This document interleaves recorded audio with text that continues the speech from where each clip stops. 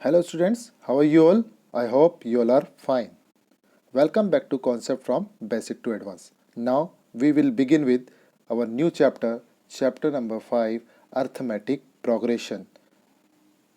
And topics which I am going to discuss in this video are an introduction, terms related to arithmetic progression, definition of arithmetic progression, general form and arithmetic progression, common difference T, to find nth term of an algebraic expression, general form of nth term of an AP, example discussion.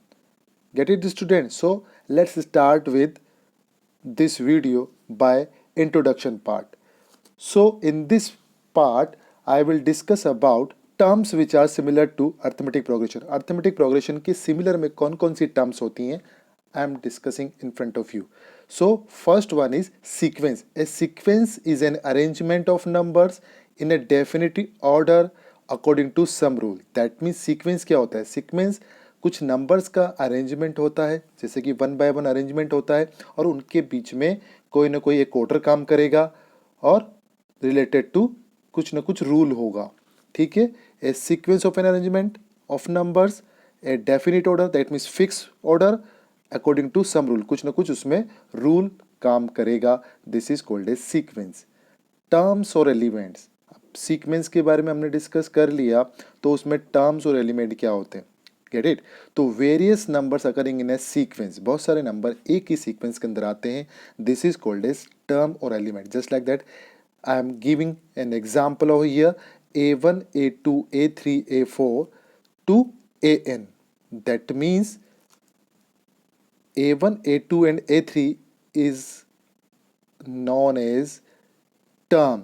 That means single one is known as term. That means this is the first term, second term, third term, fourth term, and this AN is known as general term, which is a nth term. क्या होगी ये?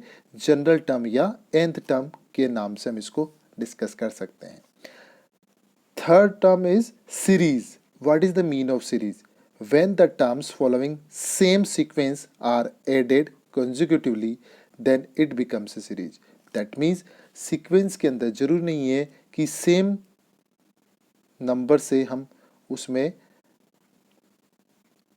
Addition या subtraction कर रहे हैं, बस उसमें कुछ ना कुछ रूल वर्क करना चाहिए और कुछ नंबर्स का अरेंजमेंट होता है. But in the case of as a sequence ही है, बट इसके अंदर कुछ ना कुछ कंसेक्युटिवली हम नंबर ऐड करते चले जाते हैं या सेपरेट करते चले जाते हैं. This is called as series. Get it.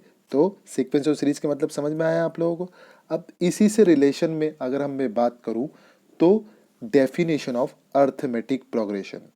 Arithmetic progression का मतलब ये है कि अर्थमेटिक मतलब कोई ना कोई नंबर होगा, प्रोग्रेशन मतलब लगातार वो नंबर चलते चले जाएंगे, कुछ ना कुछ सीक्वेंस होगी उनके बीच में. That means an arithmetic progression is a sequence of numbers in which we get each term by adding a particular number to the previous term except the first term. तो क्या होगा कि अर्थमेटिक प्रोग्रेशन एक तरह की sequence of numbers है. क्या है? एक तरह का सीक्वेंस ऑफ नंबर्स है. उसमें क्या कर रहे हैं हम? प्रीवियस टर्म में अनदर टर्म हम ऐड करते चले जा रहे हैं. क्या कर रहे हैं? प्रीवियस टर्म में अनदर टर्म ऐड करते चले जा रहे हैं. ओनली फर्स्ट टर्म में ऐसा नहीं होगा. आगे मैं बताऊंगा एग्जांपल्स, उससे आपको अच्छे से समझ में आ जाएगा. तो क्या हुआ? An arithmetic progression is a sequence of numbers in which we get each term by adding a particular number to previous term except the first term. Or an algebraic progression or arithmetic sequence is a sequence of numbers such that the difference between the consecutive terms is constant. That means एक के बाद एक term आने वाले जो numbers होंगे उनके बीच का डिफरेंस हमेशा सेम होना चाहिए, और वो डिफरेंस होगा प्रीवियस वन में से नेक्स्ट वन में से प्रीवियस वन वाले को अगर माइनस करेंगे तो वो डिफरेंस निकल कर आएगा. आगे मैं डिस्कस करूंगा इसमें.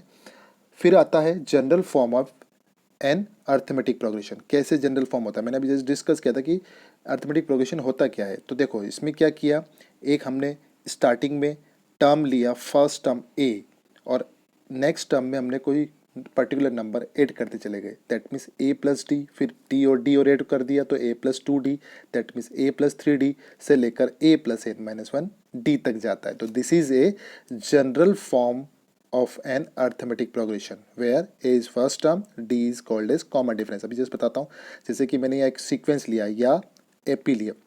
अभी ये एपी कब होगा, तो सीक्वेंस लिया है मैंने यहाँ पर, एपी होता है जब उनके बीच में किसी भी सब अलग अलग नंबर्स के बीच में अपने प्रीसीडिंग टर्म से डिफरेंस अगर हम करते हैं तो वो डिफरेंस सेम आता है तो वो एपी होता है। ये मैंने डिस्कस किया अभी डेफिनेशन में, सेकंड नंबर डेफिनेशन में। एग्जांपल मैंने लिया 5, 10, 15, 20, 25। In this each term is obtained by adding 5 to the preceding term except first term. First term में हमने कुछ ऐड नहीं किया, लेकिन सेकंड टर्म में 5 ऐड करते चले गए, है ना, ठीक है। तो this is a sequence in the form of arithmetic progression.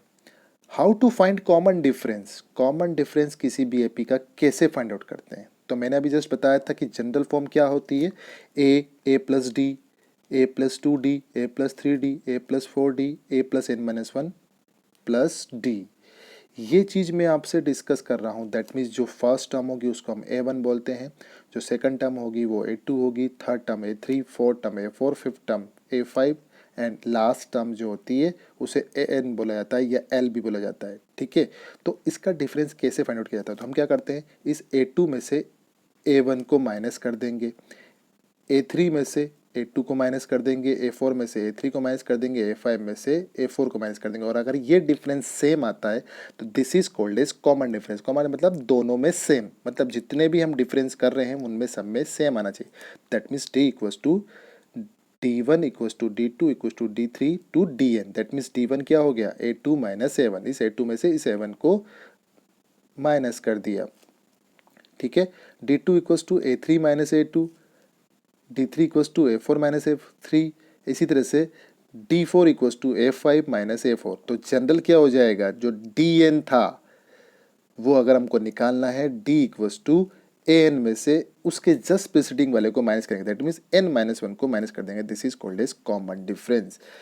ये भी एक क्या है, एक जनरल फॉर्म है किसका, कॉमन डिफरेंस का। In an AP the difference of any two consecutive terms is always constant. Constant मतलब फिक्स होगा, सेम होगा। If it's not then it is not an AP. हमेशा जब भी कोई एपी होगा तो उनके बीच की लगातार कॉन्जिक्यूटिव टू टर्म्स के बीच का डिफरेंस हमेशा सेम होना चाहिए। अगर वो नहीं होगा सेम तो वो एपी भी नहीं होगा। तो difference T can be positive, positive भी हो सकता है, नेगेटिव भी हो सकता है और जीरो भी हो सकता है, तीनों कंडीशन हो सकती है डिफरेंस की, ठीक है।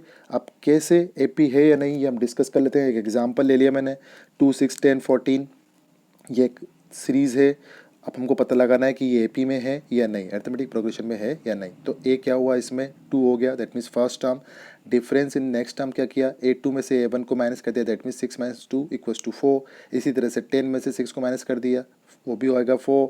इसी तरह से 14 में से 10 माइनस कर दिया 4। तो देखिए ये सारे डिफरेंस सेम आ रहे हैं, कॉमन आ रहे हैं, 4 है, दैट मीन्स दिस सीरीज और सीक्वेंस इज एन एपी, ठीक है।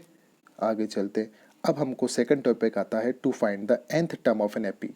How to find nth term, general term of an AP कैसे फाइंड आउट करेंगे। तो क्या करा हमने, सबसे पहले एक फर्स्ट टर्म एक अज्यूम कर लिया, कॉमन डिफरेंस D अज्यूम कर लिया। तो फर्स्ट टर्म क्या हो जाएगी, A1, जिसमें D कुछ भी ऐड नहीं होगा। मैंने बोला था ना फर्स्ट टर्म में कुछ भी ऐड नहीं होता है, तो ये हो जाएगा A plus 1 minus 1 into D. इसी तरह से अगर हम सेकंड टर्म के बारे में डिस्कस करते हैं तो A2 equals to A plus D equals to A plus 2 minus 1 D. दैट मीन्स पहले में सेकंड में से फर्स्ट को माइनस करेंगे, A3 कर रहे हैं तो थर्ड में से फर्स्ट को माइनस करेंगे, ऐसे A4 कर रहे हैं तो 4 में से फर्स्ट को माइनस करेंगे। तो दैट मीन्स ये एक तरह का nth टर्म का एपी निकल जाएगा। तो A1, A2, A3, A4 के रिगार्डिंग हमने निकाल लिया, A plus 0D, A plus D, A plus 2D, A plus 3D। ये 3D कैसे आया, दैट मीन्स 4 में से 1 को माइनस कर दिया। 2D कैसे आया, 3 में से 1 को माइनस कर दिया। D कैसे आया, 2 में से 1 को माइनस कर दिया। और 0 कैसे आया, 1 में से 1 को माइनस कर दिया। दैट मीन्स इसकी जनरल टर्म की अगर हम बात करें तो A1, A2, A3 से लेकर AN तक चला जाता है। और A क्या होगा आपका, उसका फर्स्ट टर्म, तो उसको हम A1 के फॉर्म में भी ले सकते हैं। तो AN क्या हो गया, nth टर्म, A1 हो गया फर्स्ट टर्म, N हो गया टर्म पोजीशन, कितनी पोजीशन पे जाके वो रुक रहा है, और D हो जाएगा आपका कॉमन डिफरेंस। तो फॉर्मूला क्या बन गया आपका, first formula of your chapter, general term of an AP, that means AN equals to A plus N minus 1 into D. इसमें D क्या है, इसमें से नेक्स्ट टर्म को प्रीवियस टर्म में से माइनस कर लेते हैं, that means D equals to an-an-1। ठीक है, दो फॉर्मूले आपके सामने आ गए। इसका एग्जांपल देख लेते हैं कि एक nth term of an AP find out करना है when the following values are given, a equals to 7, d equals to 3, n equals to 8। तो हमको फॉर्मूला लगाना है यहाँ पर कौन सा, nth term of an AP वाला, an equals to a plus n-1 into D वाला फॉर्मूला लगा दिया। तो putting these values a, d और n की वैल्यूज हमने इस फॉर्मूले के अंदर पुट कर दी, तो दैट मीन्स a 7 हो जाएगा।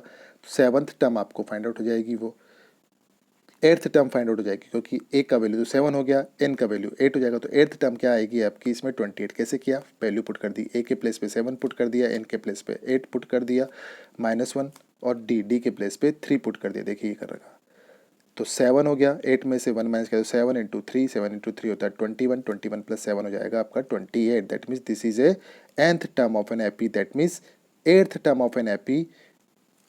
तो we can easily find with the help of this formula nth term of an AP वाला। अब एक और सेकंड क्वेश्चन होता है, इस तरह का क्वेश्चन भी आता है आपके मोस्ट प्रोबेबली एग्जाम में कि डिटरमाइन द AP डिटरमाइन करना है जिसमें थर्ड टर्म है 5 और सेवन्थ टर्म है 9। तो क्या करेंगे, फॉर्मूला हमारे पास वही है nth टर्म फाइंड आउट करने का, an equals to a plus n-1 into D. तो अब क्या करेंगे, थर्ड टर्म के रिगार्डिंग और सेवन टर्म के रिगार्डिंग। थर्ड टर्म आपकी क्या है, 5 है, तो that means a3 equals to a plus 3-1 into D. यहाँ ए भी नहीं है आपके पास में, यहाँ डी भी नहीं है, बट हमारे पास में बस ये है कि थर्ड टर्म है, दैट मीन्स a3 दिया हुआ है 5। तो दैट मीन्स यहाँ n है और an दोनों दिया हुआ है। तो a3 के प्लेस पे तो हमने क्या कर दिया 5 और a plus 3-1, that means n-1 2d हो गया, a प्लस 2d हो गया। अब a plus 2d equals to 5 हो गया। अब इसको अगर a के फॉर्म में लेते हैं हम लोग तो ये हो जाएगा a इक्वल्स टू 5-2d। ठीक है, ये फर्स्ट इक्वेशन हो गई। इसी तरह से सेवन्थ वाले टर्म के रिगार्डिंग अब हम बात करेंगे तो सेवन टर्म होता है 9। तो a7 equals to a plus 7 के प्लेस n के प्लेस पे 7 हो गया, -1 इंटू डी। तो ये हो जाएगा 9, क्योंकि a7 9 है और a प्लस 60 हो जाएगा। तो a plus 60 equals to 9, that means a के फॉर्म में इसको भी ले लेते हैं तो 9 माइनस 60 हो जाएगा। अब देखो दोनों इक्वेशन a के इक्वल में आ रही है, ये भी a के इक्वल में आ रही है, ये भी इक्वल आ रही है, दैट मीन्स दोनों इक्वल हो गई। तो 5-2d equals to 9-60, 60 minus 2d equals to 9-5, तो 4d इक्वल्स टू 4 हो गया। ठीक है, तो d इक्वल्स टू 4/4 हो गया, तो d इक्वल्स टू 1 निकल गया। अब जब d इक्वल्स टू 1 निकल कर आ गया तो इसको हम इजीली इस इक्वेशन के अंदर पुट कर सकते हैं। तो देखो आगे पुट कर रखा है, तो putting d in equation first, that means a equals to 5-2d, that means 5-2 into 1, d की जगह 1 रख दिया तो 5-2 हो गया, और 5-2 अगर करते हैं तो a इक्वल टू 3 निकल कर आता है। अब देखिए फर्स्ट टर्म 3 निकल कर आ गया, कॉमन डिफरेंस हमारे पास 1 पता है। हम नेक्स्ट टर्म कैसे निकाले जाते हैं, +1 करते चले जाएंगे, क्योंकि वो जो डी है उसको ऐड करते चले जाते हैं। तो देखिए सेकंड टर्म क्या निकलेगी, 3 + 1 इक्वल्स टू 4। अब हमारे पास क्या आ गया, 4 आ गया। अब उस 4 में +1 वापस किया तो वो 5 आ गया। इसी तरह से अगला आ जाएगा 6, इसी तरह से अगला आ जाएगा 7, इस तरह से लगातार ये चलता चला जाएगा। ठीक है, गेट इट स्टूडेंट। तो आज के लिए सिर्फ इतना ही। हमने क्या क्या डिस्कस किया, हमने डिस्कस किया इंट्रोडक्शन पार्ट, हमने डिस्कस किया term related to AP, definition of AP, general term of an AP, और common difference of an AP, and to find the nth term of an AP and their general term. Thank you so much. Please like our FB pages, Concept from Basic to Advanced, Concept Gulbarga, Concept Ramgarh Mandi. For more videos, subscribe our YouTube channel, Concept from Basic to Advanced.